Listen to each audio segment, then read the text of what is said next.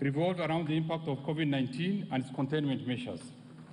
Kenyans were concerned about the high cost of COVID-19 treatment and availability of vaccines, in addition to food security, high cost of living, and employment levels among the youth. In addition, Kenyans raised concerns about the general levels of poverty and inequality, as well as increased public debt.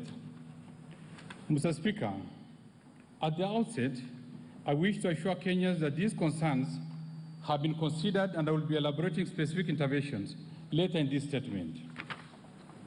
Mr. Speaker, as we recall, following the outbreak of COVID-19 pandemic in March last year, the government instituted containment measures to curb the spread of the virus and save lives.